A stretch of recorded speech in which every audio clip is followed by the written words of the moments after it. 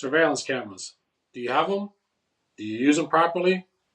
That's today's episode, so stick around to Restaurant Talk.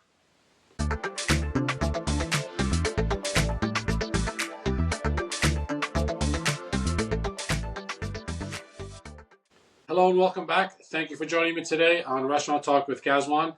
I've been away for a couple of weeks. I was actually a little sick and I lost my voice, so you can't do a podcast with no voice, but I am back and we're going to take over where we left off last time. So the last episode I did, and if you get a chance, check that out first. So this is kind of a continuation of the first podcast I did just before this, and it was called Employee Theft and the Psychology Behind It. So that's a very important episode that will lead into this episode and the next episode or two, which we'll talk about a lot of the employee theft that goes on between the restaurants and bars and the industry. So it's a very good episode if you want to stick around and listen to that as well. So today's episode, we're going to go over surveillance cameras. My biggest thing is you should have a surveillance camera in place. And if you don't, you really need to go out and get yourself a really good point security cameras. And don't skimp out and try to get some of those cheap, $200 cameras that you would get like at Best Buy or Amazon or something like that. You really want to go out and get yourself a nice professional security system that's going to probably cost you, between $5,000 to $10,000, maybe a little bit less, depending on how many cameras are you going to need in your establishment. And my recommendation is to make sure that you get every possible angle in your restaurant or bar. Make sure you get your inside, outside, the basement, the storage units, the liquor rooms, the office, pretty much every angle you possibly can to make sure that everything is covered when you go back and try to look at your camera's footage to see what's going on in your restaurant. So make sure you get a very good surveillance system and don't skimp out. So spend a little bit of money and get it professionally done. They actually come with DVRs, so they are able to save for a little bit longer time than just a regular camera. So you want to get some with a longer storage time on your DVR for your security system. So it's pretty important to make sure that your cameras are recording for a long period of time. I would say at least 30 to 90 days is a good point to start off with, just in case if you need to go back to check out some footage if someone was either stealing or something happened in your restaurant or if there's a fight outside in the parking lot. I just had one of my customers, there was some kind of altercation or something happened to one of the customers, and the cops were there and they asked for the footage. And unfortunately, it was probably, I think it was like 5 weeks prior, and their DVR only recorded for 30 days. So they weren't able to get the footage for the police department. So it's a good thing to remember is to try to get it as long as possible. Just needs a little bit bigger DVR so you're actually recording for, I would say, a good 90 days is a good comfort zone in order to be able to go back to see whatever happened so you can review the footage. The important thing is not necessarily just watching your employees. Yes, I mean, that's probably one of the biggest things that we were trying to look for when we're getting into a surveillance system. So it's very important to check out the footage going back. Sometimes you can sit in your office and just watch the restaurant, what's going on. The staff know you're there. They don't necessarily know that you're watching the cameras to see what's going on. But trust me, you're going to see a lot of stuff when you sit there and look at your cameras of what's going on in your restaurant. So sit down in the office for maybe 20, 30 minutes or something like that and check out every angle. You'll start seeing your employees, either outside smoking or downstairs in the basement or maybe stealing some stuff, whether it's from the liquor room. And we'll talk about that in regards to making sure that not everybody has keys for every room. Keys are not floating around for either the liquor rooms or the office or any kind of storage units that they don't need to have keys to. Should only be with the managers and owners. The other thing is important to make sure that you have every angle because I've been in restaurants, either they don't have a camera system or they don't get every angles. I know they skimp out on some of the areas they don't necessarily think about, which is either the basement area or some storage areas or the liquor rooms, which I think is very, very important because your liquor is very expensive and the stuff starts walking out the door and you don't notice it. And if you're not doing liquor inventories, you can't tell if your liquor is walking out the door or not. So it's important to have it in your liquor room. It's important to have it in your office, of course, just in case something happens. If you're missing money, or if you're counted wrong, or you left something in the office and somebody happens to be walking. So you also have to make sure that there's cameras onto the office from the outside. Doors are always locked. Only managers have keys. And I see it a lot where managers just hand off keys to employees, whether it's the bartender or server, or bar back to get the liquor and things like that. Manager keys or owner keys should not be floating around to anybody. Anybody that needs to get something, the manager should go and get it, whether it's liquor or something from the office. You don't want to leave money laying around. You don't want to leave the safe open by mistake to entice someone. But if that ever happens, like I said, having a camera system in the office and recording for that period of time will definitely catch anybody who's trying to think of doing something like that. Hopefully that's not the case, but you get to catch them, and hopefully you know what to do from there. The other things that are very important, like I said, for the surveillance systems is for your insurance policies. If you have cameras, your insurance policy will drop a little bit, and then also just in case someone claims they slipped and fell on your property, whether it's from outside from the snow or inside from something that's spilled on the floor, and they pretended to fall, and if they see that there's no cameras in that area, and they might take advantage of it and take you for thousands or hundreds of thousands or millions of dollars. Who knows?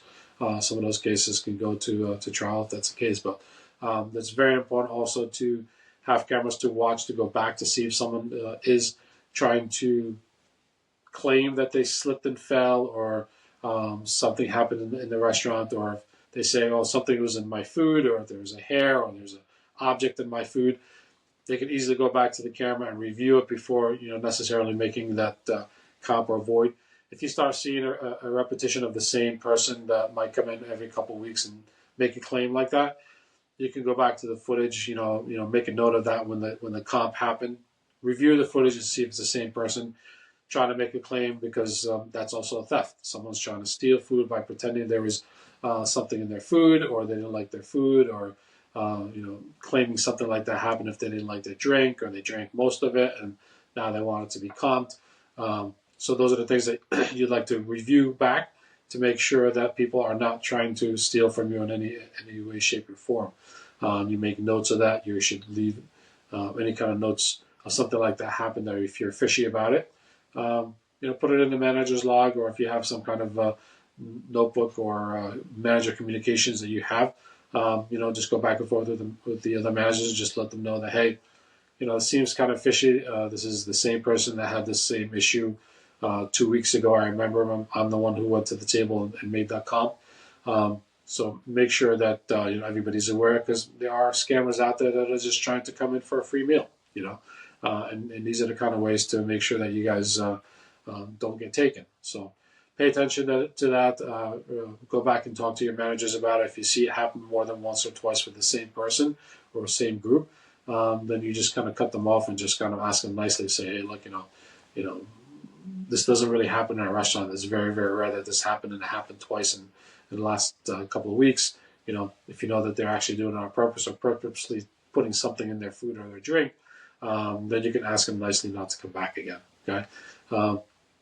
It's not something we like to do, but we also don't like to be stolen from, and that's theft. Okay, so theft is not just coming from your employees. Theft is just not coming from customers. It can come from anywhere. It can come from your managers. It can come from your cooks. It can come from vendors that are shorting you some things. So that's why you want to have cameras on the back door, on the dock, making sure that if they said that they left something and then you counted it, or you didn't check it in, the cameras will show that, yes, it was 5 boxes of this and you received 4. So what happened to that case? Did an employee take it? Was it delivered? Was it not delivered? Was it shorted by the delivery driver? All those things will help you help your case, to make sure that you go back to the company and say, hey, this guy only dropped 5 cases off. Again, anytime you have those kind of deliveries or any kind of deliveries, you should be checking it in. Okay, that's standard, 100%. No matter how busy you are, if you make sure that your delivery guys, you let them know, don't come between, busy times, whether it's lunch or dinner times. You just say there's no deliveries between 12 and 2, or no deliveries between 5 and 8 or something like that. So then that way you need to spend the time to make sure you check in every single box, every single crate, every single bag, bottle, case, whatever it may be, in order to make sure that you weren't shorted by the company. And if you're shorted, then you need to make a note to that invoice to make sure that you guys are getting the credit back, and then you're following up with it to make sure that they take it off that invoice. So camera systems, in my opinion, are your best safe scenario to make sure that things are being done right. I also like to, when I'm home, not to say that you have to be on the cameras 24/7 to keep an eye on your restaurant, but I think it's a good idea. And what they say, when the cat is away, the mice will play. Okay, so I like to watch the cameras a little bit at home, because they know when you're off that day. The employees tend to kind of, do what they want, as they say. So sit at home, or if you're sitting, you have access to your phone. Make sure that you can try to get access from your phone or a laptop or a tablet or something that you can kind of watch it, mobily. So if you want to kind of check out and see what's going on, sit and watch it for 20 to 30 minutes. You don't have to go crazy and just, freak out and sit there on your only day off watching cameras for 8 hours a day. You don't want to do that either. You could always go back to the surveillance cameras, and if you felt like there's something missing or something was odd, then you can go back to the date and time and check the files and make sure that what your thought was, your suspicion is either correct or incorrect. Okay. So I think it's, like I said, it's a very important thing, and I've seen a lot of restaurants that either they're skimping on their surveillance cameras and just getting by with some of the cheap cameras that they can get for a couple $100, or their cameras break down. They don't replace them. They replace them with good cameras, and I've seen a lot where the DVRs either are not recording, or only record for maybe about a week or 2 weeks or a month, which I think a month is not bad. It's a good start. But anything less than that, I think you're kind of shortchanging yourself. So it depends on the surveillance cameras that you're getting, the type of systems that you're getting, making sure you're getting high quality cameras, making sure you're getting night vision cameras on your cameras that are outside, and maybe even having some motion sensor detectors or something like that that can trigger, just like some home cameras, to detect certain times that you can say I'm away, or if the restaurant's closed at 1 o'clock, opens at 7 o'clock, 8 o'clock, when the first prep cooks or managers come in. You can block that time to for motion or something like that, so that way you can kind of if you happen just to be up or early in the morning and you see movement around like that, maybe someone is in your area, someone's in the parking lot, so you at least can go back and check the cameras and making sure that everything's okay. Or if there's not, then you maybe need to notify the police if someone's on your property when they shouldn't be. Okay, so I think those are the things that are very important that are going to lead into my next episode. So like I said, the first episode was the psychology behind theft of the employees, the camera systems, which I think are very, very important. That you make sure that you don't skip out on the cameras. Get yourself some good quality camera systems. If you have to spend a little money, it's going to save you in the long run 100%. Sometimes they even have cameras that actually can move, so you can actually pivot them and move them around if you want to, depending on what location it is or where you want it to be, or zooming in and zooming out, which again, almost all good cameras have that ability. Night vision, like I said, is also very important. The sensitivity of the cameras and you can put them on different timers if you really want to, but making sure you get solid security cameras and making sure that they work, check them. If there's anything wrong with them, make sure that you replace them, and make sure you get a good company to do that, a reputable company to do security cameras. And then they're responsible if anything happens to the camera or anything happens to the DVR. I think the one thing that's very, very important that we kind of miss on some of these things, especially any IT stuff, and I do a lot of IT stuff with point of sale systems, is that your security cameras, your point of sale systems, or anything like any kind of IT stuff really should be put on a backup battery that will last at least an hour or something like that, hopefully longer. Some people will have generators. They are very expensive. I'm not saying to go out and spend, $50,000 on a generator. But if you lose power, you're going to lose your cameras. Okay, so you want to try to get a good backup battery. Spend at least $400 or $500 to get a backup battery on the surveillance camera. So because if you lose power, you're losing cameras. So as you're leaving yourself to be very vulnerable if you lose power. And if you're in an area where you lose a lot of power, then you need to make sure that you get a higher voltage battery backup so you can last longer so that you don't lose power on the battery. Now, if you're going to be out of power for 2 or 3 days, there is no backup battery that's going to save you in that unless you have a generator. That's just really how it is. If you're losing power for an hour or 2 or 30 minutes or something like that, it will save you in that. But anything over that, I don't think there's going to be much in backup batteries that are going to last that long. So it is what it is. Like I said, if you want to get some kind of a generator or something like that, I don't know if there's any other thing that you could do because all the cameras are going to go off. Also, if they're not running on a backup battery. So, but at least to have something is better than nothing. If you lose power, but that's just the nature of the beats. If you don't have a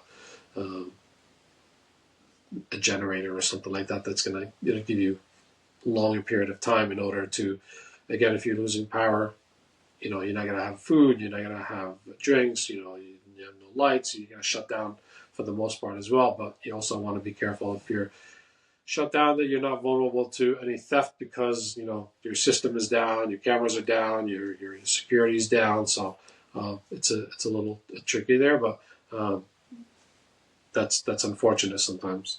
Okay. In conclusion, all I have to say is make sure that you guys are getting a good system and watching it and checking on your employees on a regular basis and making sure that you're checking on the systems and making sure they're doing well. The one thing I do want to throw in here right now is that do not jump to conclusion or do not jump right away to go and start firing someone or scolding someone because they did something. You have to make sure that you have policies in hand to say to the employees and your managers, say, hey, if we have a theft, if we have a slip and fall, if we have a fight in our bar, if we have something going on outside, what are our policies? What are the procedures that we need to follow if something like that should ever happen? So you can't just go and sit there and start, watching the camera one day and then just start firing people the next day. There has to be a procedure. There has to be, employees need to be notified of what happens if this occurs, whether it's theft or whether it's, someone trying to steal or if there's a bar fight or whatever the case may be. How do we handle these situations, which is very important to everybody being on the same page. So when you're sitting there watching the cameras, if something happens, you don't have to just jump upstairs and try to take action. You have to have policies. You have to have procedures. What is the procedure if someone does steal, whether it's an employee or a vendor or a manager, okay? Or a customer who reaches over the bar and steals a bottle of liquor, or steals some money from the drawer, steals the tips from the bartenders. Like, what are our policies? How do we handle these situations? Those are the things that you need to make sure that all of your managers are on the same page, all the owners are on the same page, and employees are on the same page, whether it's in your handbook, which I hope people have handbooks, but I know a lot of people don't, especially in the small mom and pops places. But you need to have some kind of handbook, some policies and procedures that we're all on the same page if something like this happens. And then anytime something like that happens, do you call the cops? Do you just fire them? Like, what are the procedures? Those are the things that you need to make sure that all managers and owners are on the same page. So you guys are not just jumping to conclusion for then someone's like, well, this guy steals every day. I just did it once. How do I know that? So you need to make sure that you're fair in your decisions in which you make towards that person, and make sure that it's fair, concise, and everybody's doing the same thing. Okay. that's all I have for today. Thank you for joining me on Restaurant Talk with Gazwan. Next episodes will be more about theft with the employees and bartenders and how they do it. So stick around for the next episode. That'll be coming up soon. Thank you for watching. Have a great day.